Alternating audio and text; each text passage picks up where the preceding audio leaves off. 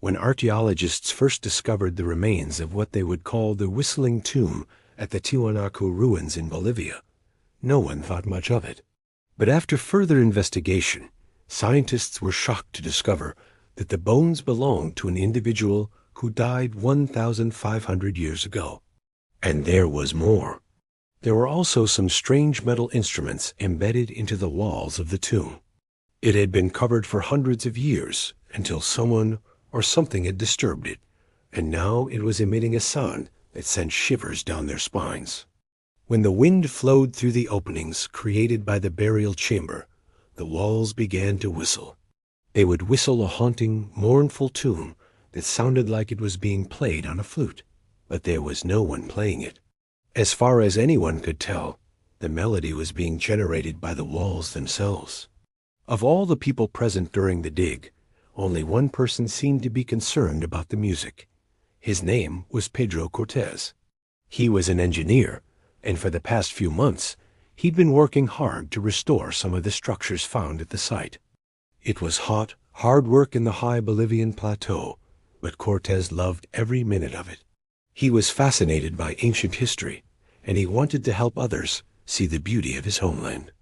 It wasn't just the mysterious whistling that captivated him, although that was definitely a close second.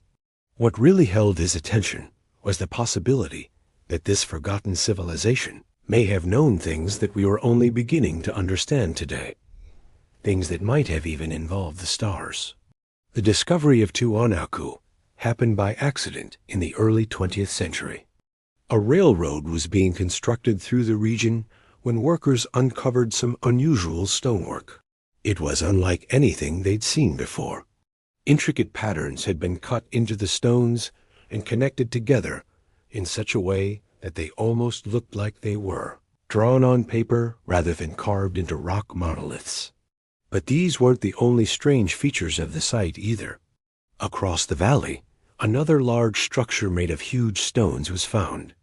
These ones didn't have any writings or designs carved into them, but they formed a stairway leading up into the sky. This was later named the Puma Punku, or the Gateway of the Stars. It almost looked man-made, but scientists couldn't believe that a society from that long ago would have been capable of constructing such a thing. In fact, it was so bizarre that many of them refused to believe it was man-made at all. Even now, nearly a century later, no one is 100% sure how the people of Tiwanaku managed to build these incredible structures. What is known is that they were constructed sometime before 500 A.D. and were likely used for religious purposes. It's believed that each step monolith represented a god of the many Tiwanaku people worshipped, but no one knows for sure because there were no written records left behind. All we know comes from artifacts found at the site, including the strangely musical tomb. Cortés ran his fingers over the smooth surface of the wall, feeling the contours of the carvings. He felt a sense of calm wash over him that he hadn't experienced since he was a child. To everyone else, these were just old ruins. To him, they were a mystery waiting to be solved. And the closer he looked, the more he began to think that the answer might lie in the very stars above him. This wasn't the first time he'd come across something that hinted at the existence of a much more advanced culture than most people believed possible. In fact, he'd been collecting evidence for quite some time. He kept detailed notes of everything he found and cross-referenced it with other sites throughout South America. To him, the pieces fit together perfectly. Even though the official archaeological record said the people of Tiwanaku disappeared around the year 1000, Cortés believed they had just gone underground.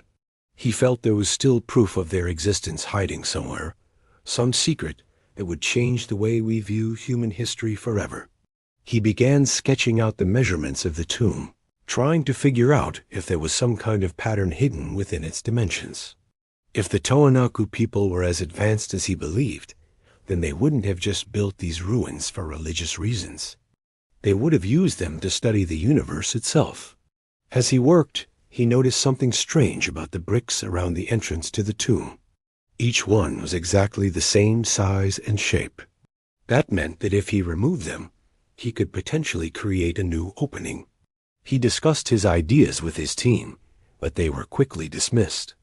No one else was interested in finding out what was inside the tomb. To them, it was just an old burial chamber. But Cortez knew there was something more going on here, something that called to him in a way he couldn't explain.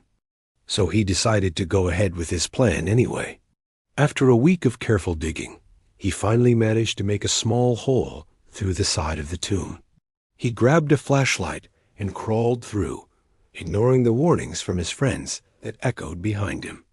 It was dark and dusty, but once his eyes adjusted to the gloom, he realized he was standing in front of a staircase. It wound down into darkness, and Cortez felt his heart race with excitement as he descended the steps. There was a faint glow coming from below, and it seemed to be getting brighter the deeper he went. By the time he reached the bottom, his light was almost completely useless.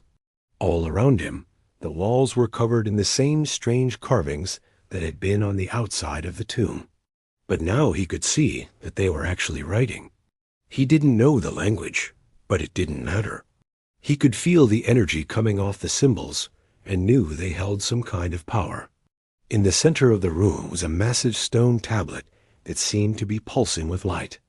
As Cortez approached it, he could hear a low humming sound. Then suddenly, the whole floor began to shake and the wall carvings started to glow brightly. He instinctively reached out to steady himself, and that's when he heard the music.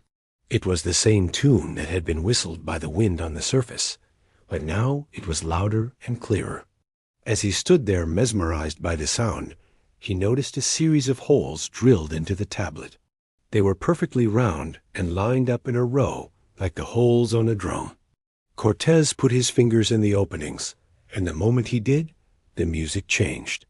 It became faster and more intense. Then as quickly as it started, it stopped. The room plunged into darkness once again, and the tablet went back to its dull gray color. Confused, Cortez tried to remember what he'd learned about ancient cultures. He knew that many of them used sound as a form of communication. Perhaps this was the same thing, some kind of greeting to those who entered the chamber. He didn't know for sure, but he was determined to find out. He started tapping his fingers on the tablet, trying different combinations. Nothing happened until he hit a certain sequence that he remembered hearing in the tune. Suddenly, the light began to pulse again, and the music filled the room. But this time it was different. The rhythm was slower, and the melody seemed to beckon him forward. Cortez followed the sound and discovered another set of stairs leading down into the darkness. With a mix of fear and excitement, he climbed down and found himself in a labyrinth of tunnels. Each turn brought him deeper and deeper underground, until he finally came to a large cavern. In the middle was a pedestal made of the same glowing material as the tablet, and on top of it was a single silver sphere. As Cortez approached, the music swelled, and he could feel the vibrations through his bones. He reached out to touch it, but before his fingers could make contact, the ground rumbled and the walls shook. Cortez fell forward, and the last thing he saw was the silver sphere split in two. Then everything went black. When Cortez's friends came looking for him, they found the entrance to the tomb collapsed. They searched the area, but couldn't find any sign of him or the music. Had he vanished? Was there some kind of natural gas that had taken him? Or maybe it was something more sinister, something left behind by the builders of the ruins. No one knows what happened to Cortez or where he went. But there is proof that he wasn't the only one who heard the music. Years later, when NASA's Voyager 1 space probe was taking measurements of deep space, it picked up a strange whistling sound. Scientists were baffled and spent months trying to find the source. Finally, they concluded that the sound was being generated by the spacecraft itself. As it turned out, the Voyager 1 had been hit by cosmic rays, which created electrical signals that were picked up by its antenna. After converting the frequencies, scientists discovered that they matched the tune played by the walls of the whistling tomb. If you enjoyed this story, don't forget to hit the like button. It really helps the channel grow. Make sure to subscribe and turn on the notification bell so you never miss a new video. Your support keeps this channel alive and lets us bring you even more creepy, mysterious content. Thanks for watching, and see you in the next one.